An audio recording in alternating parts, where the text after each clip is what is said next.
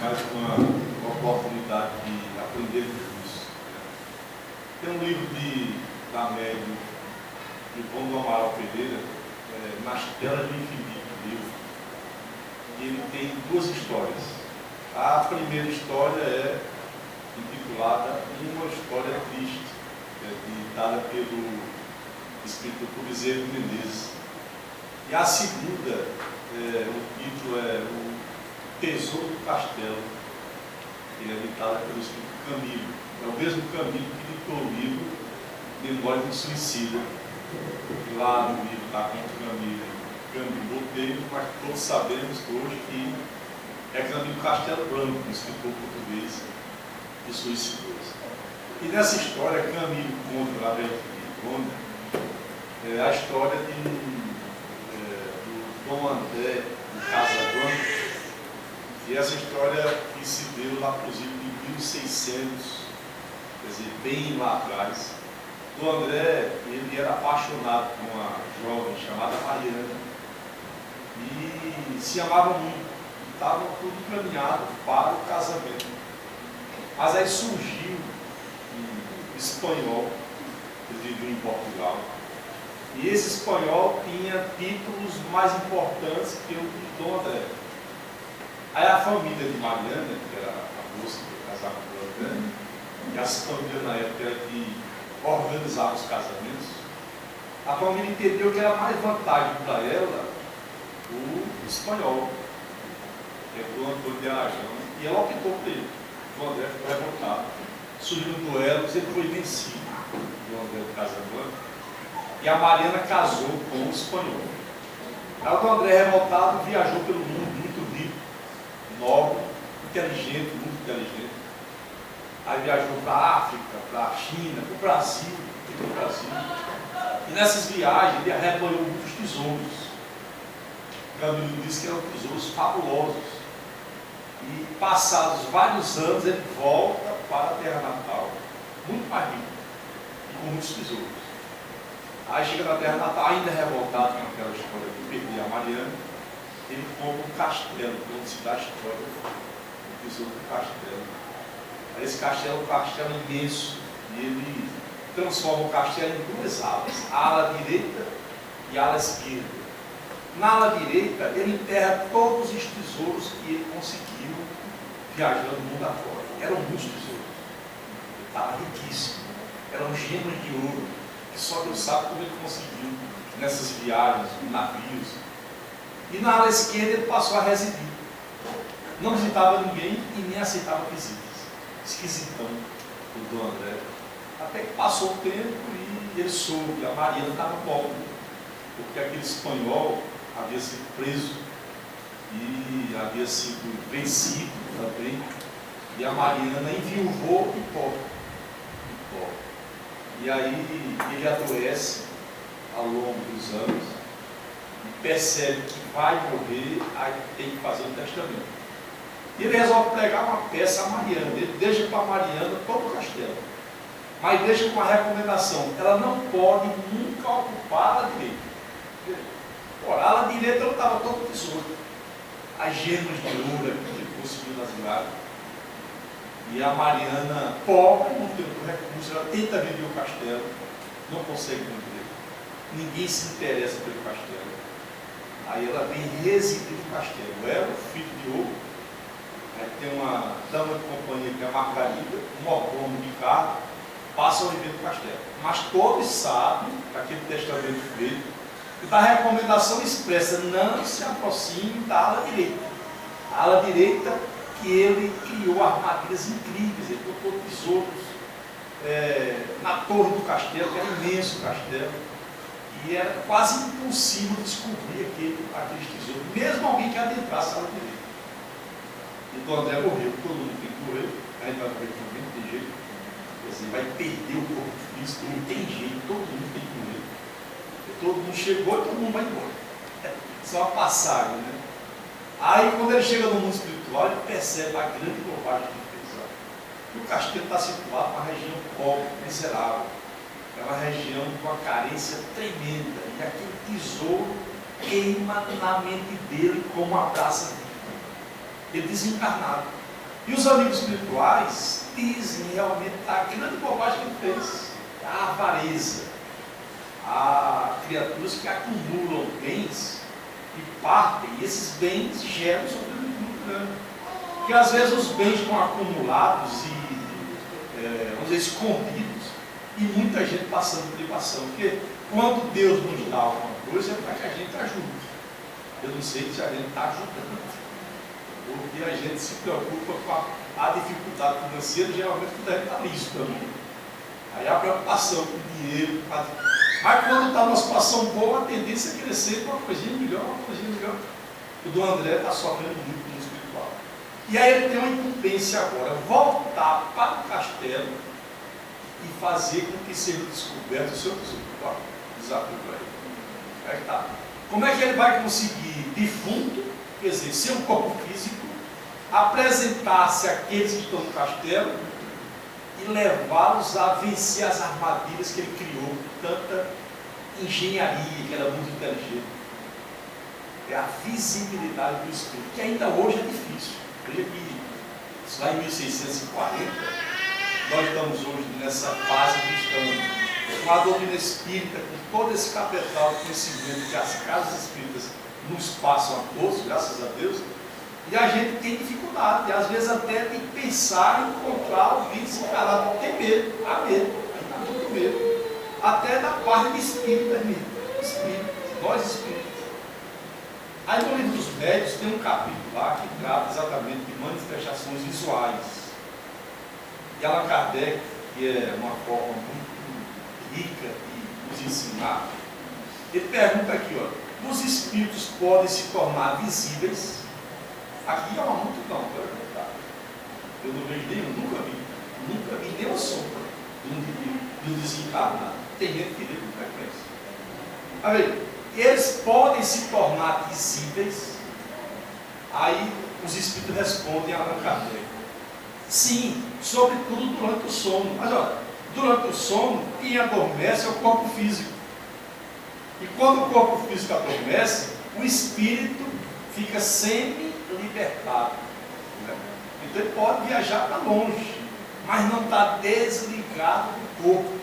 Está sempre ligado pelo perispírito. Ele viaja com uma porção do perispírito. É tanto que há lições fabulosas que mostram que, por mais distante que ele vá, se alguém quiser acordar o sujeito dormindo, ele volta antes. É uma rapidez impressionante. Quer dizer, o corpo de alguém está dormindo aqui em Recife, aí o espírito vai até São Paulo, alguém tenta acordar e já voltou. É um negócio impressionante. Isso está no livro dos médicos também, contando assim. É o item 284 do livro dos médicos. Quer dizer, mas quando o sujeito sai do corpo, o espírito sai do corpo, é fácil encontrar alguém, bater papo, porque a consciência nossa, interessante isso, enquanto no corpo é uma, mas enquanto fora do corpo é outra. Aí quando você volta para o corpo, já voltou aquela condição, que é um bloqueio. Na verdade, esse bloqueio, eles dizem, é que o cérebro físico não tem capacidade de registrar, a não ser médiuns extraordinários, como o Dr. Círio, José da Penha e muitos outros, Ivone do Amaral Pereira, porque eles já são preparados, está ligado muito ao organismo do indivíduo. Todos somos médios, mas eu mesmo nunca vi nenhuma sombra. Nunca escutei nada. Mas eles perguntam, podem tornar-se visíveis? Pode. Todo mundo sabe que pode. Aí Allan Kardec pergunta, é permitido a todos os espíritos se manifestarem visivelmente? Aí seria uma confusão, imagina. Confusão. Porque Manuel Filomeno de Miranda disse que no livro Nas Fronteiras da Loucura, é aquele próprio de carnaval no Rio de Janeiro. Veja, o próprio imenso. Havia muito mais desencarnado. Olha que confusão. Imagina o cara da madrugada aqui na rua da Concórdia, há um amontoado de desencarnado sambando. Deve ser, quando a gente desencarna, depois ver. Eles se deixaram. A ver que é permitido se manifestar visivelmente, eles dizem, todos podem. Mas nem sempre tem a permissão nem o desejo de fazer. Ah, coisa interessante, há uma lei que rege isso. É por isso que a gente está em casa, às vezes na sala, sentado ao lado de alguém desencarnado, que a gente não percebe. Nem sempre, nem sempre. Porque é Deus quem regulamentou isso. Acabou a lei divina. Então não é querer. Ele pode querer, mas Deus não permite, acabou. Às vezes, tudo acontece com a permissão de Deus. E só com a permissão de Deus. Porque Dom André de Casablanca volta agora do mundo espiritual e chega no castelo. Pronto, aí a primeira pessoa aqui que se apresenta é para Margarida. Margarida, ela sabe que não pode pular a bala dele, ela sabe. Aí ela começa a limpar, e vai limpando, esqueceu, chegou lá, aí ela escuta passos. Quando ela olha na direção dos passos, está Dom André inteirinho, rapaz, na frente dela. Ela grita apavorada, ela sai corredores afora, o castelo é enorme. Aí estava Diogo com a mãe conversando, e ela entra e desvaia nos pés de Mariana. Aí quando torna, ela disse: eu vi o fantasma, eu vi. Aí diz ali: para que você foi para lá? Não pode ter a superstição. Isso em 1640 era perfeitamente admissível. E talvez hoje não acontecesse do mesmo jeito, apesar do conhecimento que a gente tem dessa existência do mundo espiritual, que é praticamente mapeado. Mais tarde, Dom André consegue se fazer presente a Ricardo, que é o mordomo. É um pastor Ricardo. E aí chamam o padre, chamam o povo da aldeia, aí voltam-se para o povo, é um povo muito pobre. E constrói, Mariana manda construir uma capela, porque Dom André nem capela mandou construir no castelo, porque não era religioso. Aí vem o padre, reza missas, e água benta, bacias cheias, lava os paredes do palácio. E mais tarde, Diogo, que é o filho de Mariana, conversando com Dom André, que tem essa oportunidade. Dom André diz: olha, eu assisti as missas, eu assisti todas. Aqui não mexeu comigo em nada, porque não é a celebração religiosa por si, é a maneira como se ora. O conjunto da obra está na intenção, está no sentimento. Muitas vezes uma prece nossa não tem nenhum efeito, porque não é uma prece, é mais uma reclamação. O pensamento quase não se desdobra em direção a Deus, porque quem dá impulso à prece é o sentimento. Se não houver sentimento, essa prece não chega muito longe. Apesar de que eles dizem: ó, toda prece tem resposta. Toda prece tem resposta. Mas a resposta vem de acordo com o que Deus acha que nós devemos receber, não de acordo com o que nós queremos. Ainda bem que é assim. Porque se fosse atender a tudo que a gente quer, era também uma confusão. Então veja, aí eles chamam o padre, aí o Dom André fica chateado, o defunto. Chateado com aquela confusão que ele causou, o castelo cheio de gente, a Mariana que ficou inquieta, e ele resolve parar o fogo. Aí eles pensam que é por causa da missa, que é por causa da água dele. Aí, quando é mais tarde, ele retoma. E aqui, continuando no livro dos médios, Allan Kardec pergunta: os espíritos que aparecem são sempre inacessíveis ao tato e não podemos pegá-los? Outra amiga me contou que a mãe dela estava passando uma ponta e tinha um rapaz. Ela disse: fulano, com você tudo bem? Nunca mais tinha visto ela, mas tudo bem. Ela apertou a mão dele. O rapaz respondeu. Aí ela disse: mas você está remoçou, você está bem. Esse aqui eu deixei de beber. Pode ligar fulano, que é o marido dela, que deixe de beber. Aí ela foi embora. Mais tarde encontrou o marido, aí encontrei esse crânio, disse que está louco. Ele morreu lá. Ela pegou na comida. Ela disse: quer dizer, pode acontecer esse contato físico, sim, pode acontecer em situações excepcionais e de acordo com a capacidade até de vontade do espírito e de o médium ter fluidos que doem para que ele possa materializar. Se pode acontecer, não é impossível não. Os espíritos que aparecem são sempre inacessíveis ao tato e não podemos pegá-los. Aí ele responde: num estado normal de espírito não podemos pegá-los, estado normal. Não obstante, podem impressionar nosso tato e deixar sinais de sua presença. Mariana, ela estava fazendo a limpeza dos móveis. Mariana era uma nobre. Nobre não trabalhava, ela não fazia nada, dormia, comer só. E Mariana estava trabalhando com uma lã, limpando os móveis, junto com Margarida, porque ela vendia peças, pobre, muito pobre. E para subsistir no castelo, elas tinham que vender peças do castelo para comprar alimento. E ela gastou muito construindo aquela capela para o padre rezar missas. Aí ela está escolhendo peças que vão ser vendidas e vão limpando as peças, e daqui a pouco as duas juntas, Margarida e Mariana, escutam passos. Acham que é Diogo, o filho de Mariana, que está chegando. Não é, é do André. Na frente das duas assim. A Mariana desmaia de medo, desmaia. Margarida grita, mas grita desesperada. E o André, que está decepcionado. E quando ele conta Mariana, conta Camilo, ele toma da mão de Mariana aquela lã e joga fora, porque ele achava um absurdo que Mariana trabalhasse. Veja, ele consegue pegar o material. Ele tem a vontade do Espírito. Tomou a lã e jogou fora.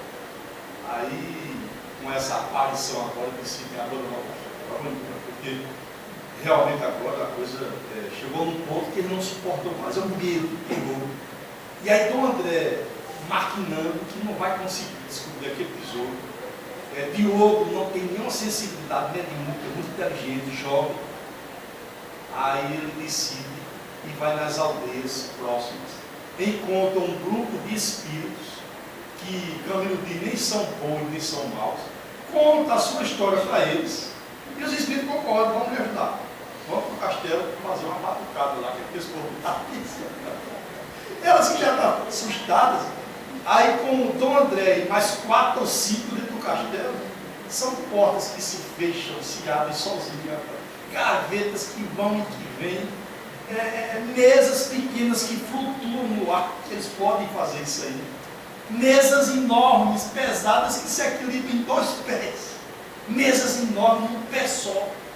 E aí pagou, aí Diogo, que é muito inteligente, é Dom André que quer se comunicar. Ele quer se comunicar. E aí ele não tem mais dúvida, ele tá percebendo. Dom André agora insistiu, diante da vontade de Mariana de sumir do castelo. Dom André está desesperado e dizendo que precisa se comunicar. Aí o Diogo começa a estudar livros, daqueles assuntos, que é para tentar fórmulas que o levem a facilitar o encontro com o André e ouvir, porque ele não conseguia ouvir. E Mariana morria de medo. Às vezes ela estava debaixo do lençol. Ele chegava com o André, que era muito educado, eram novos, ele não entrava no quarto. Ele batia na porta, escutava a porta. E dizia: Mariana, eu preciso falar-te, Mariana, eu preciso, ouve-me. Ela se escondia debaixo do lençol, desmaiava de medo, debaixo do lençol. Quer dizer, ele não conseguia chegar junto para dar a mensagem que ele precisava dar, que era revelar o seu. Aí no livro aqui, ela Kardec pergunta: aquele que vê um espírito poderia conversar com ele perfeitamente? Pode conversar. A pessoa tem coragem. A pessoa tem coragem para conversar. E voltando ao Amaral Pereira, a gente já comentou aqui uma vez, ela tinha contato muito frequente com encarnados, desencarnados. É tanto que ela diz, ela lembrava de uma pessoa e ficava em dúvida, encarnada ou desencarnada. Ela convivia muito nas duas populações que são muito ativas e são em grande quantidade. Aí ela conta que ela tinha um hábito, que ela participava muito de reuniões mediúnicas, e ela, por exemplo, ela anotava no jornal que fulano suicidou-se. Ela pegava o nome, estava no caderno, ficava orando por anos orando. A Undina estava sozinha no quarto, veio só, se fosse para a gente, sozinha no quarto. Aí ela veio entrar um homem vestindo terno azul, camisa branca, bem para ver o detalhe, a gravata com um ovo mal arranjado, e ela percebe no paletó do homem sinais de terra Aí o homem entra, ela disse que ele tinha de 38, 40 anos, aí ele coloca a mão dele sobre a mão dela, deve ser uma mão fria, e aí diz a ela, e ela escuta, com calma, eu não tinha medo. Ele diz: eu vim lhe agradecer, porque você não imagina, as suas preces me ajudaram tanto que você nem pode imaginar. A mim, e principalmente a minha família que ficou encarnada. Veja que efeito da prece. E ela tinha naquele livro, era uma relação de nomes, eram muitos. Quer dizer, a melhor maneira de ajudarmos alguém é através da prece. Isso é para criaturas encarnadas e principalmente para desencarnados. Por a prece é um poder extraordinário que nós possuímos e todos nós possuímos.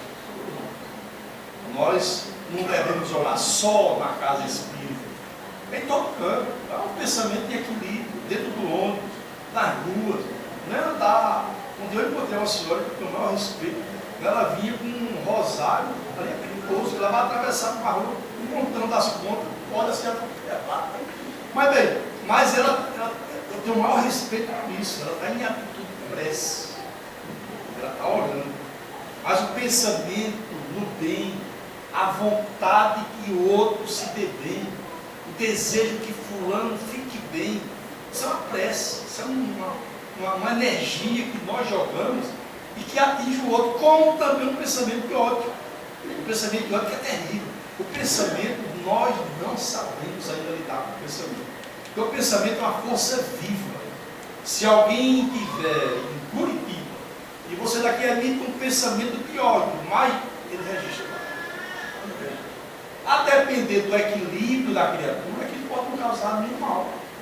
Mas se estiver desarrumada lá também, cheia de ódio, aí. Só que ele diz: olha, quando você emite o pensamento de ódio, ele vai pelo espaço e vai juntando os elementos onde ele encontra sintonia. Bate lá e volta. Isso é feito bumerangue. E volta mais carregado. Quer dizer, quem emite o pensamento de ódio sofre mais do que quem é o objeto do ódio. Da mesma forma que quem emite o pensamento do bem, esse pensamento do bem também vai. Aí quem recebe mais é quem emite. É uma lei interessantíssima, que é só nós entendermos e mudar. Mudar o pensamento, mudar a atitude, mudar o modo de existir. E aí cessarão muito do nosso problema. Allan Kardec pergunta aqui, ó. Aquele que vê poderia começar, pode começar, poderia começar assim. Mas como o Espírito poderia responder? Às vezes falando como uma pessoa viva, e na maioria das vezes por uma transmissão de pensamentos. Aí faz uma pergunta interessante, olha só. Isso é interessante. Pois, ó, o Espírito, propriamente dito, pode fazer-se visível ou só o faz com a ajuda do Espírito? Quem já viu o Espírito aqui? Ninguém. Já viu? Que jeito ele é? Bem, o que é que a pessoa vê? A pergunta: o Espírito propriamente dito pode fazer-se visível ou só o faz com a ajuda do perispírito? Porque o perispírito é um corpo que onde quer que o Espírito esteja, ele está com o perispírito. Só muito mais tarde, o Espírito puro é que ele não vai precisar do perispírito.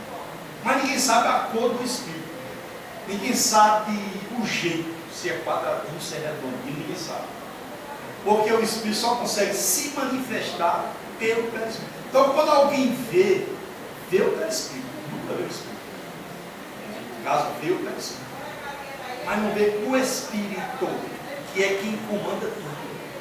É quem toma café, é quem almoça, é quem janta. É o Espírito, usando o corpo físico. É quem mente, é quem trai, é quem joga baralho, é quem toma cachaça. Quem toma cachaça é o Espírito. Quer dizer, o viciado é o Espírito, usando o corpo físico. Aí o Espírito que se educa, aí muda o comportamento. Aí veja, o Espírito propriamente dito pode fazer-se visível ou só o faz com a ajuda do perispírito.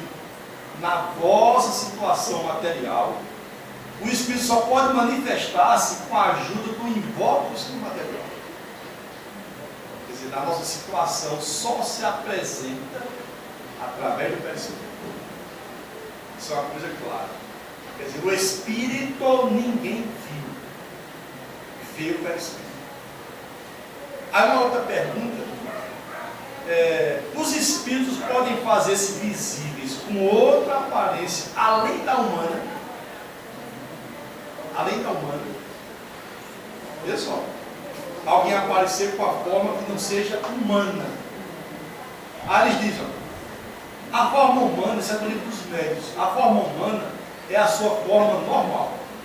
É a nossa forma normal. O Espírito pode variar na aparência, mas conservando sempre o tipo humano. Havia a questão seguinte, pessoal, vê como é importante ler a codificação, isso é do livro dos médios, manifestações visuais, capítulo 6. Os Espíritos poderiam se apresentar com a forma de animais.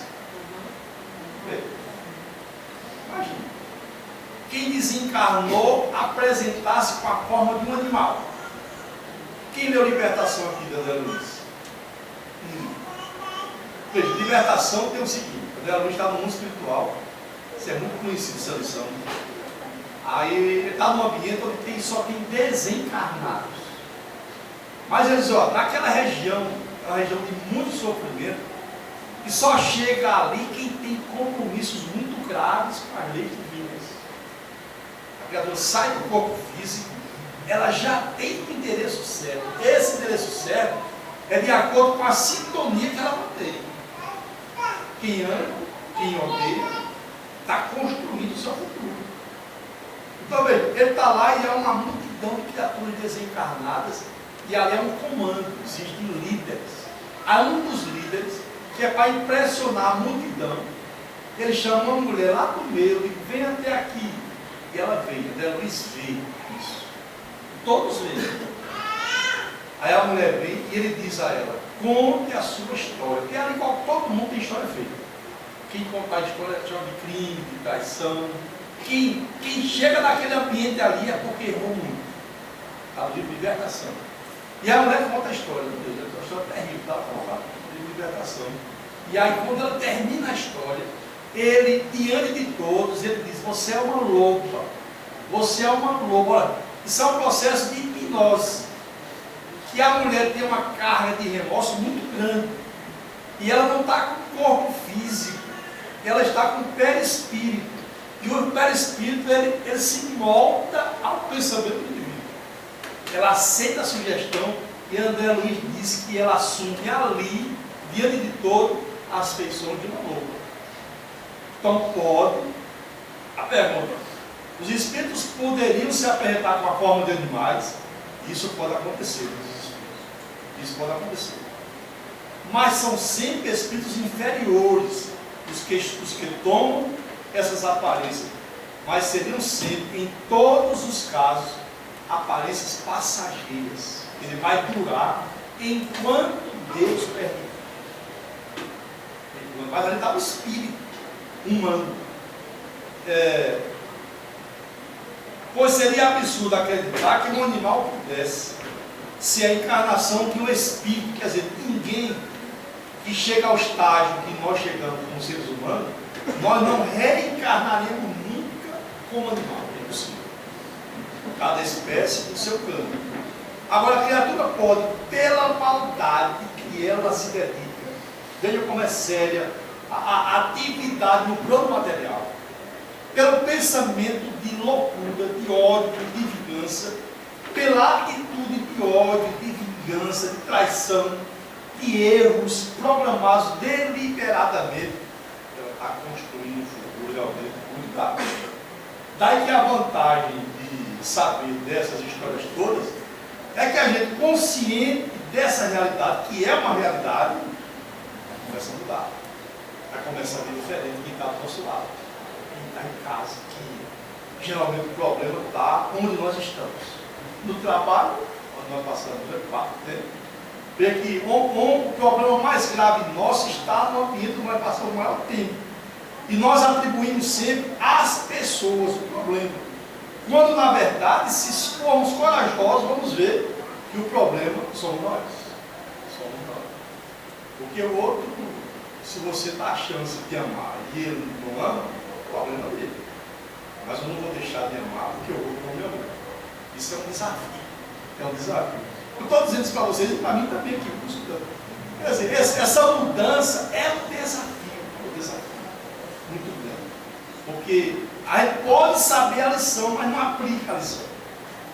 E há muitos que sabem muito, sabem tudo, e desencarnam e vão para situações dificílimas, dificílimas.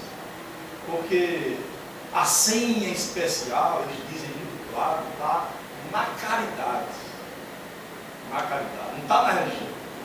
Ah, mas eu sou espírita, velho, eu sei como é. Tá, então você vai para um mural sabendo como é. Porque não é o saber que vai evitar que vá para um mural, é o fazer. Não vão perguntar para nós lá se nós somos espíritas, não vão perguntar. Não se interessa por isso. Vão perceber sim, através da nossa aparência física, que é o perispírito, o que realmente fizemos. Porque o que nós fizermos vai estar espelhado na aparência física, que é o corpo perispiritual. Não vamos ter uma carteirinha do Manuel Quintão, não vamos ter, nem da Federação Espírita Pernambucana. Vamos chegar, vamos terminar a vida física. E aí é que está, a gente pode fazer uma avaliação. Meu Deus, foi o que eu fiz até agora. Para onde que irei? Mas está bem, porque todos nós somos filhos de Deus, Deus nos ama muito e nos quer progredir, ver progredir, então vai sempre nos ajudar. Mas podemos passar maus bocados se fizermos outros passarem maus bocados. Porque o André de Casablanca, naquele frevo todo, rapaz, ele não consegue falar para dizer o que os outros estão para revelar. Até que surge no castelo uma figura chamada Aurora. A Aurora é uma moça que é apaixonada por Diogo, que é o filho de Mariana. E a Aurora é uma moça pobre, que por sinal a Mariana não gosta dela, porque ela pobre, a Aurora pobre, ela já vai usar o casamento do filho com Mariana, com a Aurora.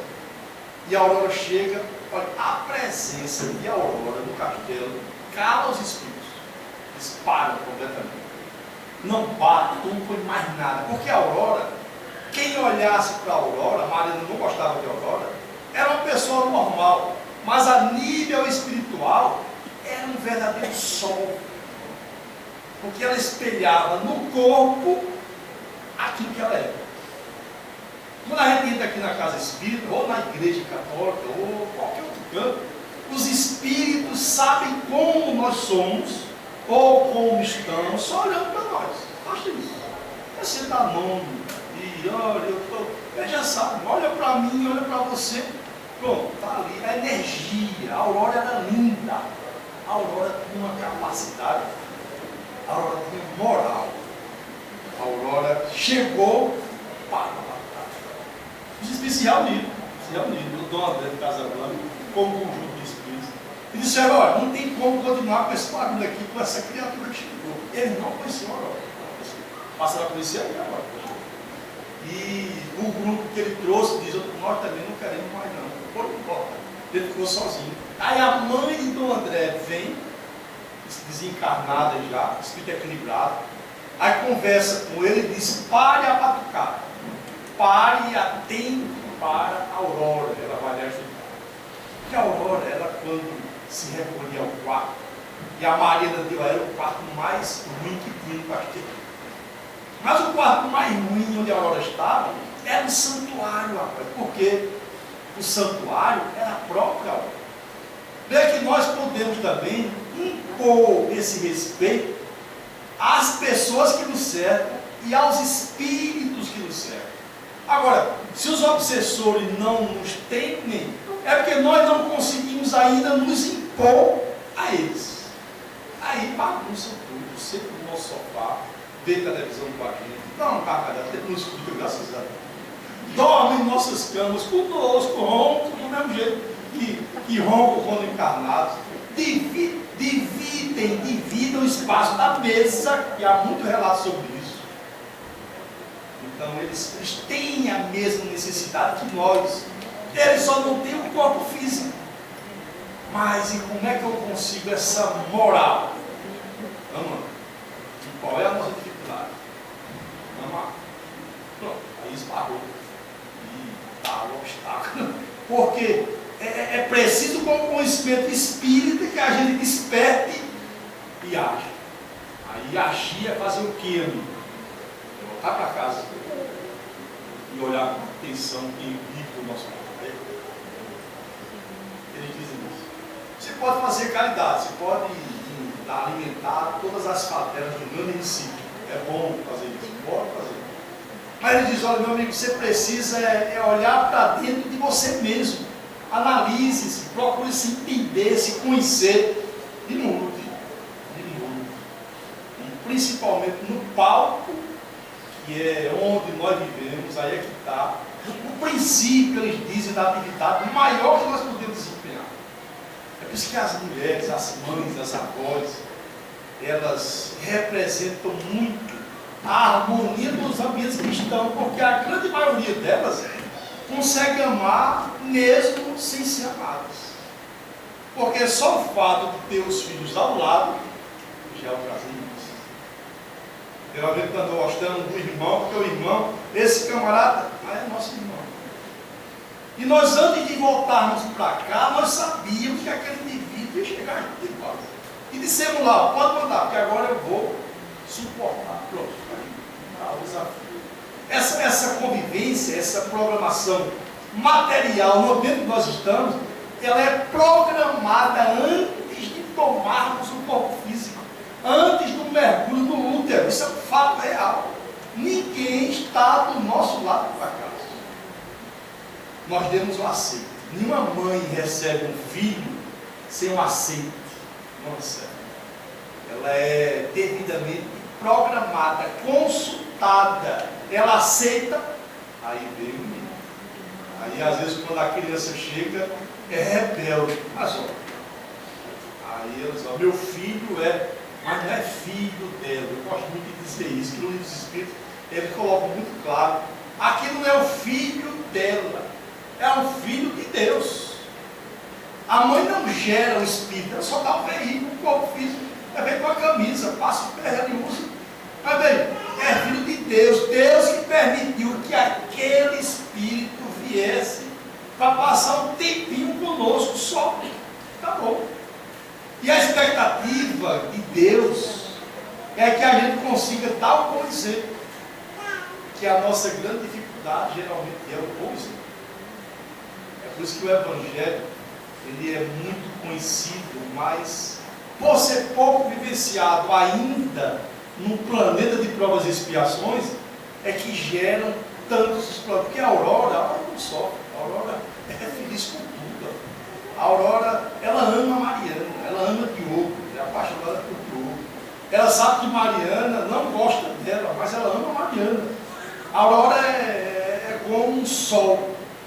E ela, quando se recolhe para orar, no seu quartinho acanhado que a Mariana deu para ela, o Dom André, que é nobre, muito educado, e principalmente naquele santuário, quando ela orava contra Camilo, é como se o sussurro invadisse todo o castelo.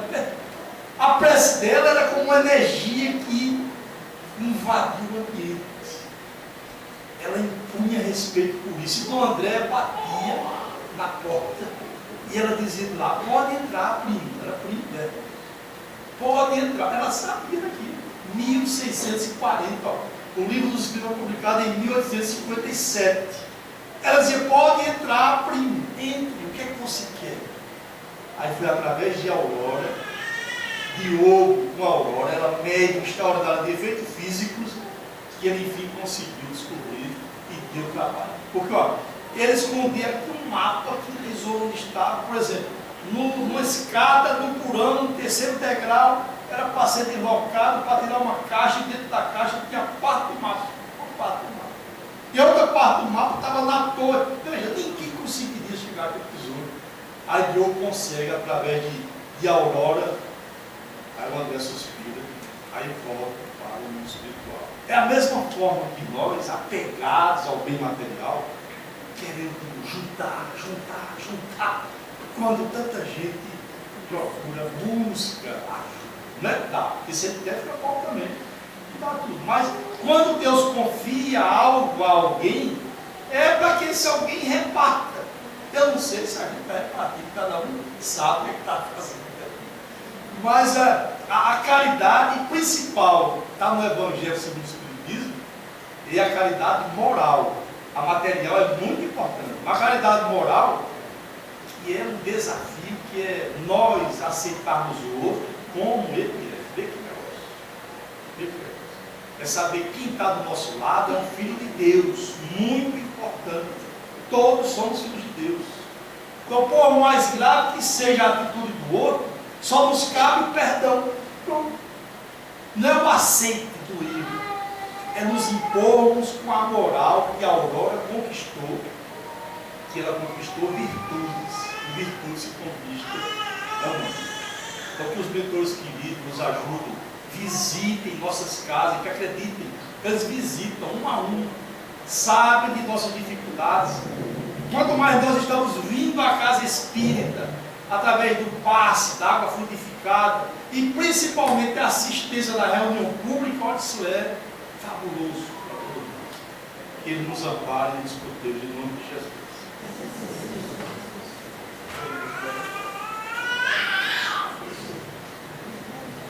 Chegamos ao tempo, mais uma